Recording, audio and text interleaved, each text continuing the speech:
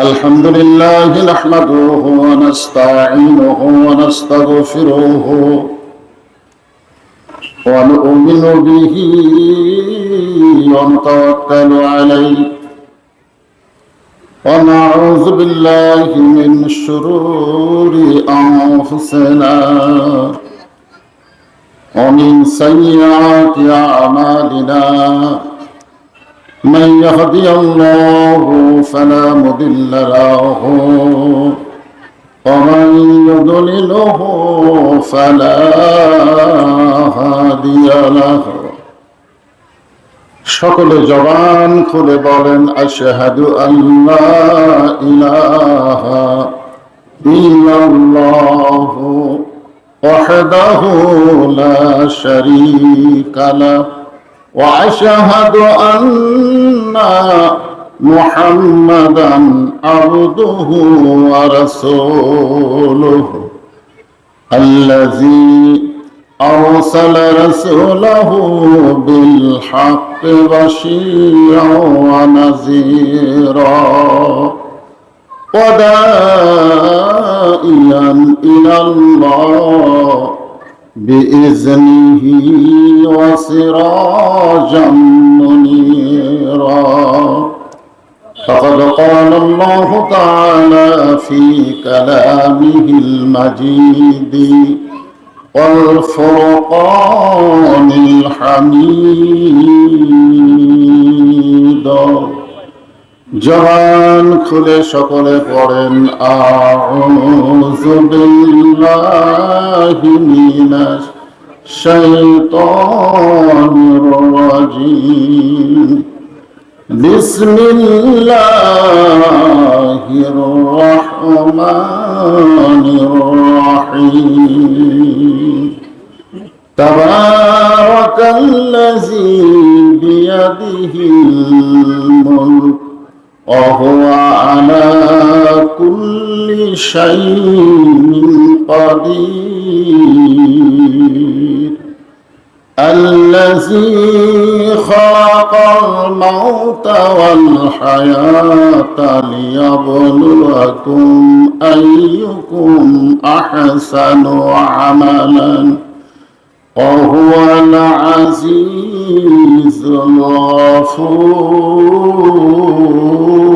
الغفور إن الله وملائكته يصلون على النبي يا أيها الذين آمنوا صلوا عليه وسلموا تسليما اللهم صل على محمد اللهم بارك على محمد مشرق حب محمد সকলে বলি সাল্লাল্লাহু আলাইহি ওয়াসাল্লাম मतलाए दीवानी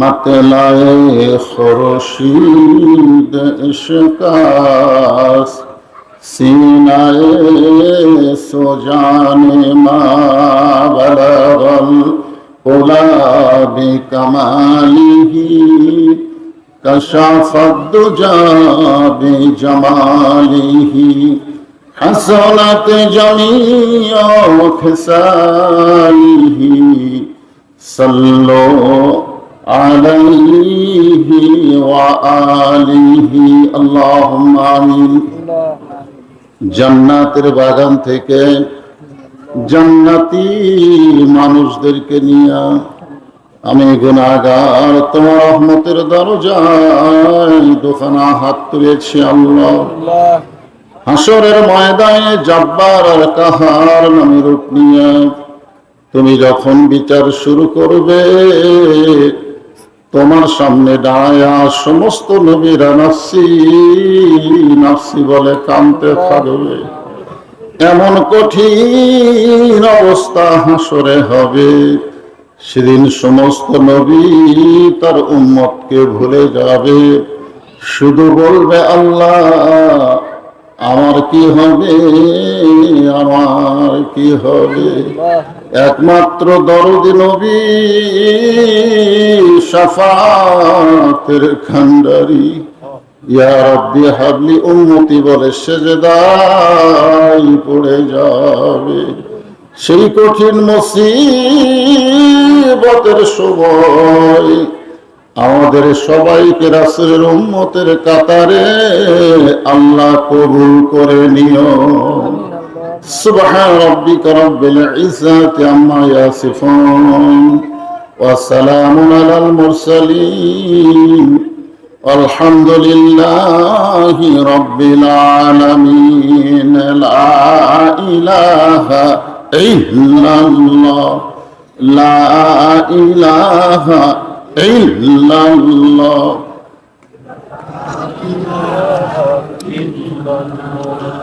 সবাই আল্লাহর জিকির করেন, লা ইলাহা ইল্লাল্লাহ, লা ইলাহা ইল্লাল্লাহ, লা ইলাহা। চাঁদ সূরজ আর গ্রহ তারা আল্লাহ নামের পাগল পারা। চাঁদ সূরজ আর গ্রহ তারা আল্লাহ নামের পাগল পারা। আমার আল্লাহ নামের এতই দয়া, আল্লাহ নামের এতই মায়া, লুকিয়ে রাখছেন হে আল্লাহ জোরে লা ইলাহা ইল্লাল্লাহ, লা ইলাহা।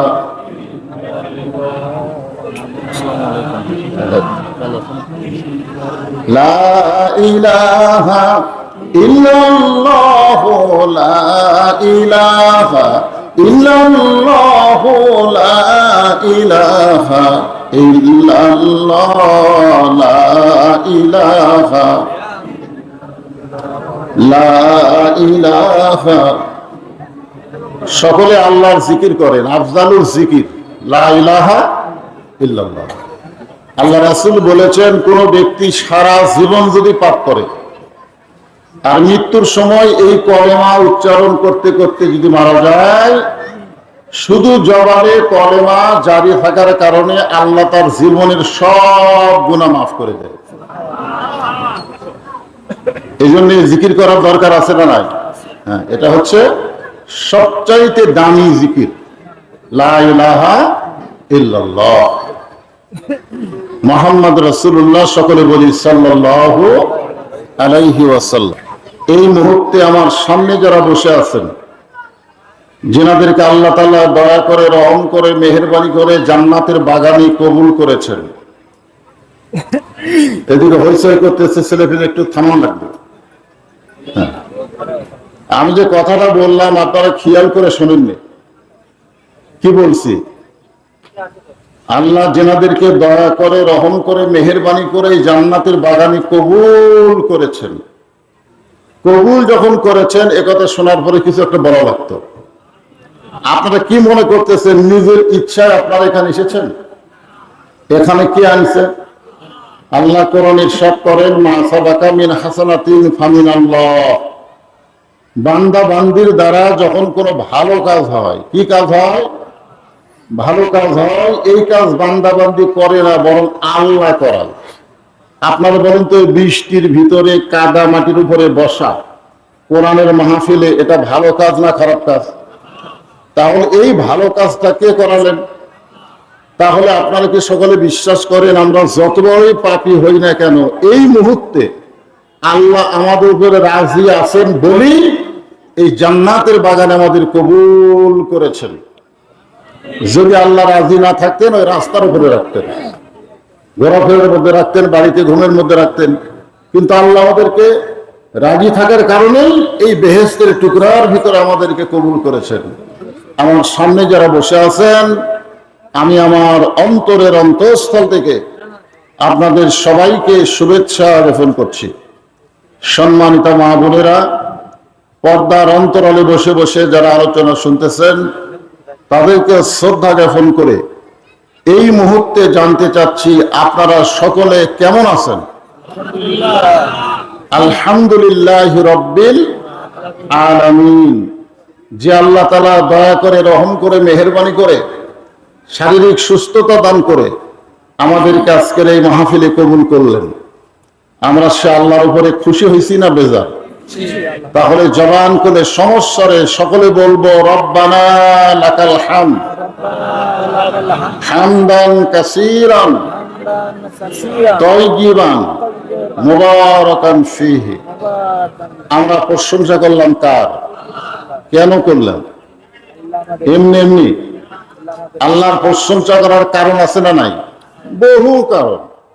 আল্লাহর প্রশংসা করার কারণ বলে কোনোদিন শেষ করা যাবে না, কিন্তু অনেকগুলো কারণের মধ্যে এক নম্বর কারণ হলো এই দুনিয়াতে আসার আগে আমরা একটা জগতে ছিলাম।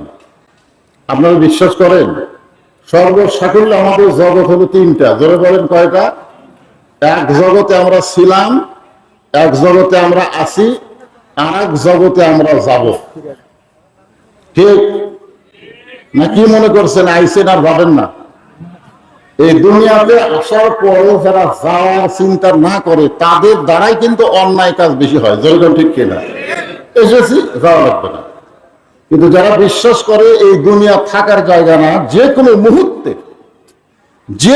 মুহূর্তে আমাদেরকে যাওয়া লাগবে, যে কোনো মুহূর্তে যাওয়া লাগবে, এই বিশ্বাস যার অন্তরে আছে সে ইচ্ছা মতো চলতে পারবে না, সে আল্লাহর বিধান মতো চলবে। যেরকম ঠিক কিনা? হ্যাঁ। তাহলে আমরা এই দুনিয়াতে আসার আগে কোথায় ছিলাম? রুহের জগতে ছিলাম। কোথায় ছিলাম? জোরে সকলে বলেন, কোথায় ছিলাম? রুহের জগৎ, আলমে আরওয়াহ, রুহের জগতে আমরা ছিলাম। অসংখ্য রুহুর ভিতরে আল্লাহ তাআলা আমাদেরকে এত দয়া করছেন, এত মেহেরবানি করছেন যে দুনিয়ার জগতে আল্লাহ আমাদেরকে মুসলমানের ঘরে কবুল করেছেন। সুবহানাল্লাহ। আল্লাহ যদি ইচ্ছা করতো আমাদেরকে হিন্দুর ঘরেও পাঠাবার পারতো।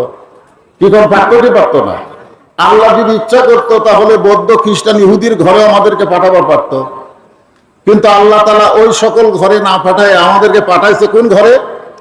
মুসলমানের ঘরে। আপনারা বলেন তো, পৃথিবীতে যত ধর্মই থাক না কেন, প্রকৃত অর্থে ধর্ম কয়টা? কথা কয়টা? কে বলেছেন? আল্লাহ কোরআনে বলতেছেন অমাইয়াবতাগি গায়রাল ইসলামা দীনান ফালান ইউকবালা মিনহু। ইসলাম ছাড়া অন্য কোন জীবন ব্যবস্থা, ধর্ম কেউ যদি গ্রহণ করে, আল্লাহ বলেছেন কখনোই কবুল করা হবে না। এই আয়াত দিয়ে বোঝানো হলো আল্লাহর কাছে একমাত্র কবুলযোগ্য ধর্মের নাম কি? সবাই বলা লাগবে, ধর্মের নাম কি? আর সেই ইসলামের ভিতরে আল্লাহ আমাদেরকে মুসলমানের ঘরে কবুল করেছেন। খুশি না বেজার? তাহলে সকলে আর একবার বলি আলহামদুলিল্লাহ। আল্লাহ শুধু মুসলমানের ঘরে আমাদের কবুল করে নাই, আল্লাহ আমাদেরকে বিশ্ব নবীর উম্মত হিসাবে কবুল করেছেন। সুবহানাল্লাহ বলেন। আপনারা বলেন তো, বিশ্ব নবীর উম্মত হওয়ার মধ্যে লাভ না লস? কি লাভ? সবচেয়ে বড় লাভ। লাভটা বুঝেন নাই? লাভ বোঝেন? বিশ্ব নবীর উম্মত হওয়া আর অন্য নবীর উম্মত হওয়া। মনে করেন আদম নবীর উম্মত, নূহ নবীর উম্মত, ইব্রাহিম নবীর উম্মত, মুসা নবীর উম্মত, ঈসা নবীর উম্মত, আর মুহাম্মদ সাল্লাল্লাহু আলাইহি ওয়াসাল্লামের উম্মত। সব কি সমান? আমাদের নবীর উম্মত হওয়ার মধ্যে লাভ কি? রাসূল বলেছেন তোমরা যত পাপী হও না কেন, আমাদের নবী বলেছেন তোমরা যত পাপী হও না কেন, শুধু ঈমান নিয়ে যদি কবরে আসতে পারো, আমি রাসূল তোমাদেরকে সুপারিশ করে জান্নাতে পৌঁছায় দিব। অন্য কোন নবীর সুপারিশ করার ক্ষমতা থাকবে না, কেবলমাত্র আমাদের নবীকে আল্লাহ তাআলা সুপারিশ করার ক্ষমতা দিয়ে দিবেন। এই জন্য একটা গান গায় না, অনেক আগেকার গান, আছেন আমার মুক্তার, আছেন আমার ব্যারিস্টার, শেষ বিচারের হাইকোর্টেতে তিনি আমায় করবেন পার, আমি পাপী তিনি জামিনদার। আমি পাপী তিনি জামিনদার। এই তিনি কে? এই তিনি আল্লাহ না, তিনি হচ্ছেন আমাদের নবী। আল্লাহ যখন হাকিম হয়ে আমাদেরকে আসামি বানায় বিচার শুরু করবেন, করবেন কি করবেন না, ওই সময় আমাদের নবী উকিল হবেন, ব্যারিস্টার হবেন, আল্লাহর কাছে আমাদের ব্যাপারে ওকালতি করে সুপারিশ করে আমাদেরকে জান্নাতে পৌঁছায় দিবেন। এমন নবীর উম্মত হওয়াতে খুশি না বেজার? এখন বলেন, আমাদের নবী কি শুধু নবী ছিলেন না আমাদের নবীকে অন্য নবীর মতন শুধু নবী ছিলেন? আমরা কিন্তু অনেক সময় বলি আমার নেতা, তোমার নেতা বিশ্ব নবী মুস্তাফা, আমার নেতা তোমার নেতা। যারা বলতেছেন না তাদের কি সন্দেহ হচ্ছে নাকি? আপনারা কি বললেন? আল্লাহুম্মা সাল্লি আলা সাইয়্যিদিনা মুহাম্মদ। সাইয়্যিদিনা শব্দের অর্থ কি? এই সাইয়্যিদিনা মানে কি? দরুদের মধ্যে আপনারা সাইয়্যিদিনা পড়েন না? এই সাইয়্যিদিনা শব্দের অর্থ হলো আমাদের নেতা। তো দরুদের মধ্যে নবীকে আপনি নেতা বলবেন, আর দরুদের বাইরে অন্য কোন সাধারণ মানুষকে আপনি নেতা মেনে তার পিছনে ঘুর করবেন? কি মনে করতেছেন? কবরে যখন প্রশ্ন করা হবে আমার নাবিউকা, তোমার নবীকে, এখানে কিন্তু বলা হয়েছে শুধু নবী না, তোমার নেতাকে। তোমার নেতাকে, তোমার নবীকে। দুনিয়ারে তুমি কারে নেতা মানলা, কার পিছনে ঘুর করলা, আর মৃত্যুর পরে নবীকে নেতা বলবা, এইটা গ্রহণ করা হবে না। এই জন্য আমাদের নবী কি শুধু নবী ছিলেন? আমাদের নবী ছিলেন আমাদের আদর্শ। আল্লাহ কোরআনে বলেছেন, লাকাদ কানা লাকুম ফি রাসূলিল্লাহি উসওয়াতুন হাসানাহ। যদি তোমরা সফলতা অর্জন করতে চাও, দুনিয়ার সমস্ত মতবাদকে ভুলে গিয়ে বিশ্ব নবীর আদর্শকে তোমরা গ্রহণ করে নাও। একথা কার? জবান খুলে বলো, একথা কার? আল্লাহর। বলতে সমস্যা আছে? আমরা আল্লাহর প্রশংসা করতেছি, এমন একটা নবীর উম্মত হিসাবে আল্লাহ তাআলা আমাদের কবুল করেছে। সকলে বলি আলহামদুলিল্লাহ। আল্লাহর প্রশংসা করার আর একটা কারণ হলো এই, আমার হাতে দেখতেছেন, এর নাম কি? এই কোরআনের মধ্যে কোনো সন্দেহ? যারা এই নাই শব্দটা বলতেছেন না, তারা কি মনে করেন সন্দেহ আছে? সন্দেহ আছে? তাহলে জবান করে সবাই বলবেন, আপনি কি মনে করতেছেন যে আপনি একলা আছেন? আপনার দুই কাঁধে দুটা ফেরেশতা আছে না নাই? কি কারণ আছে না নাই? তো তারা কি ঘুম পাড়তেছে? তারা ঘুম পাড়তেছে? তা আপনি যে জবান বন্ধ করে থাকলেন, নাই শব্দটা আপনি না বলে জবান বন্ধ করে থাকলেন, তখন ফেরেশতারা বেকায়দা পড়ে গেছে। তো যারা নাই বলছে ডান কান্দের ফেরেশতা লিখছে, কিন্তু যারা কথাই বলেনি তাদের ফেরেশতারা কি লিখবে? তো দুই ফেরেশতাই বলতেছে, আল্লাহ বক্তা যখন বললো এই কোরআনে সন্দেহ আছে, তখন সবাই বললো নাই, কিন্তু এই যে কথা কইল না, তা আমরা লিখবো কি? আল্লাহ তখন বলবে বাম কান্দের ফেরেশতা লেখ। বাম কান্দের ফেরেশতা বলে আমিও তো শুনি নাই, কি লিখবো? আল্লাহ বলতেছে বাম কান্দে লেখো বোবা শয়তান। জোরে করেন, কি শয়তান? আল্লাহ কোরআনে সন্দেহ নাই, এই কথা বলতে যাদের জবান খোলা, কোরআনের মাহফিলে এসে তাদের কোনো লাভ হবে না। আল্লাহ কোরআনের প্রথমেই বলেছেন যালিকাল কিতাব লা রাইবা ফি, এমন একটা কিতাব যে কিতাবের মধ্যে কোনো সন্দেহ নাই, কোনো ধোঁকা আছে নাকি? কোনো গোজামি নাই। মাশাআল্লাহ, এমন একটা নির্ভেজাল সন্দেহ মুক্ত কোরআন আল্লাহ আমাদেরকে হেদায়েত স্বরূপ দান করেছেন। আল্লাহ কোরআনে বলেন, অনুনাজ্জিলু মিনাল কুরআনি মা হুয়া শিফাউ ওয়া রাহমাতুল লিল মুমিনিন। এখানে কিন্তু আল্লাহ বলেছেন রহমাতুল লিল আলামিন না, রহমাতুল লিল মুমিনিন। আপনারা এখনই শুনে এখনই ভুলে যান কেন? এই কোরআন শেফা স্বরূপ, রোগ মুক্তি স্বরূপ, রহমত স্বরূপ আল্লাহ কার জন্য নাজিল করছে? মুমিনদের জন্য নাজিল করছে। জোরে করে, কার জন্য নাজিল করছে? মুমিনদের জন্য। আবু বকরের জন্য করছে, আবু জেহেলের জন্য করে নাই। আজকে বাংলাদেশে আবু জেহেলের গ্রুপ আছে না নাই? জোরে কোন আছে না নাই? হ্যাঁ, তারা কোরআনের আইন চায় না, কোরআনকে বিশ্বাস করে না, কোরআন মোতাবেক চলবার চায় না। জোরে কোন কথা ঠিক কিনা? আর একদল লোক আছে, কোরআন বাংলার জমিনে চালু হোক, দরকার হলে আল্লাহর কোরআনের জন্য জীবন দিবে, বাতিলের সঙ্গে আপোষ করবে না। দরকার কথা ঠিক কিনা? এই জন্য আল্লাহ বলেছেন এই কোরআনকে আমি যাবতীয় রোগের ঔষধ হিসাবে, শিফা স্বরূপ, রহমত স্বরূপ মুমিনদের জন্য নাজিল করেছি। আমার সামনে যারা বসে আছেন আপনারা সকলেই হচ্ছেন আল্লাহর মুমিন বান্দা। দরকার ঠিক কিনা? সেই কোরআন আল্লাহ আমাদেরকে দান করেছেন, খুশি না বেজার? তাহলে সকলে বলি আলহামদুলিল্লাহ। এখন আসেন আমি যে আয়াতে কারিমা তেলাওয়াত করেছি তার উপর আলোচনা শুরু হবে। 29 পারা, সর্বসাকল্যে কোরআন 30 পারা। ধরে কোন কয় পারা? 30 পারার 29 পারার প্রথমে একটা সূরা আছে, নাম হলো সূরায়ে মুলক। ধরে বলেন নাম কি? মুলক শব্দের অর্থ হলো রাজ্য, রাজত্ব। রাজ্য, রাজত্ব। রাজ্য এবং রাজত্বের মালিককে আল্লাহ। এখনো শোনেননি তো, কেবল সূরাটার নাম বলতেছি। এরপরে দেখেন আল্লাহ সূরার মধ্যে বলতেছে তাবারাকাল্লাযী বিয়াদিহিল মুলক ওয়া হুয়া আলা কুল্লি শাইইন